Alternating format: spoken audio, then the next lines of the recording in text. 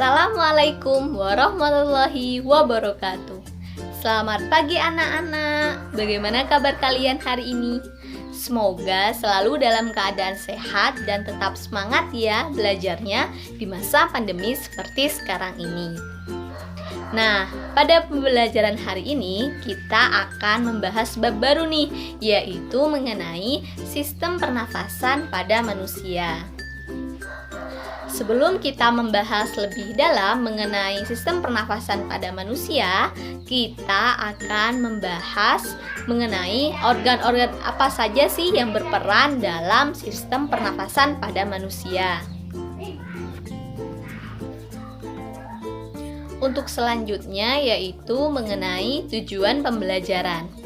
Nah, setelah siswa mengikuti pembelajaran pada hari ini, maka diharapkan siswa yang pertama menyebutkan organ-organ sistem pernafasan pada manusia, yang kedua menjelaskan proses pernafasan yang terjadi pada masing-masing organ pernafasan manusia.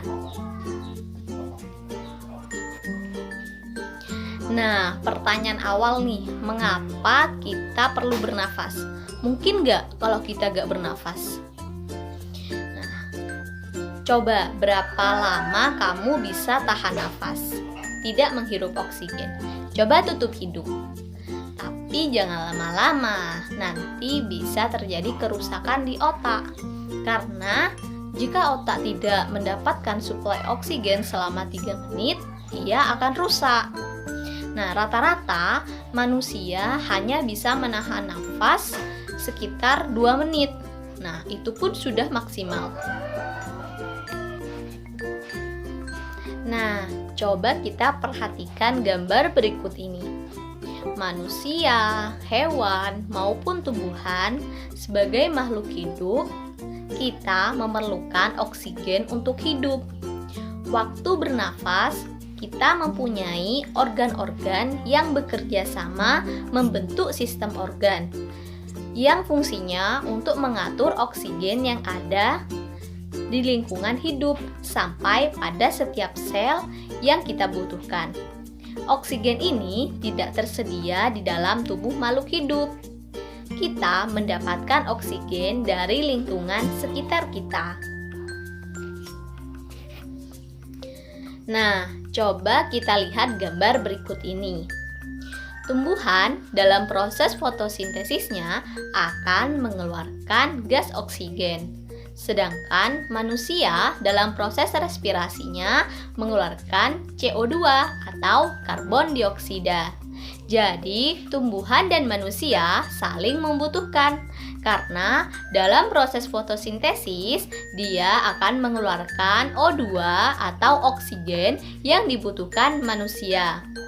Dan manusia mengeluarkan karbon dioksida atau CO2 dalam proses respirasi yang dibutuhkan oleh tumbuhan untuk bahan baku fotosintesis. Sebelum kita membahas mengenai apa sih itu pengertian bernafas, maka di sini pernafasan itu dibagi menjadi 2 tipe. Yang pertama ada pernafasan eksternal, yang kedua ada pernafasan internal.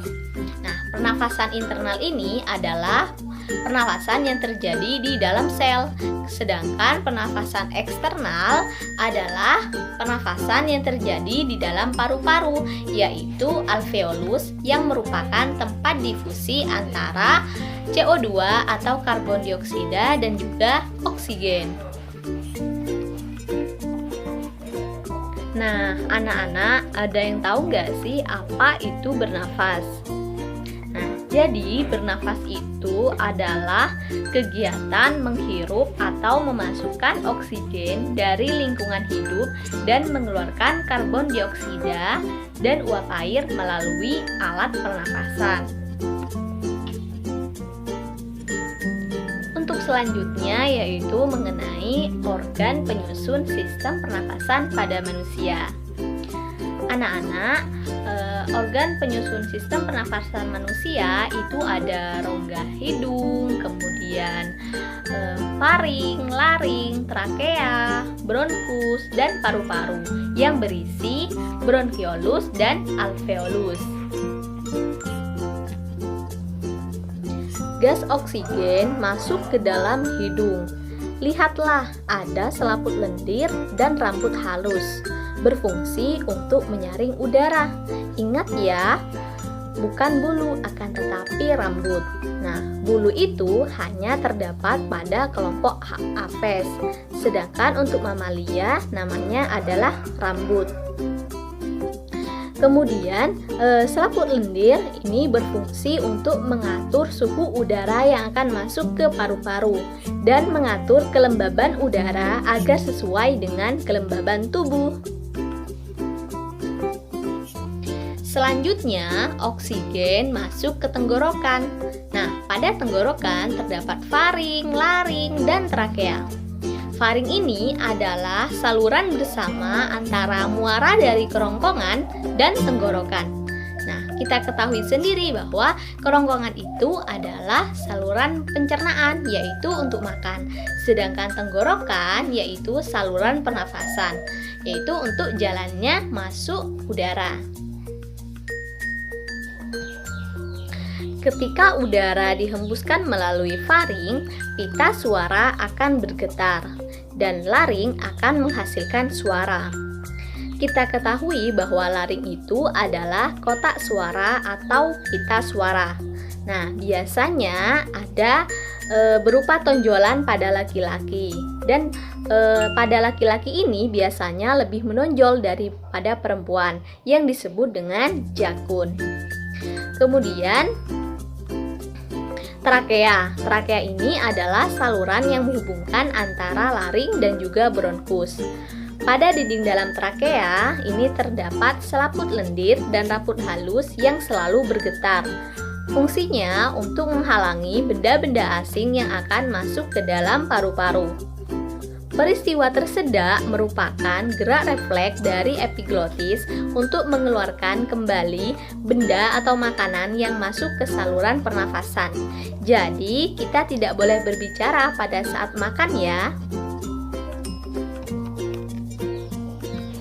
Nah, pada video terlihat bahwa bentuk dari trakea itu adalah seperti pipa yang tersusun dari tulang rawan kartilago dan jaringan epitel bersilia.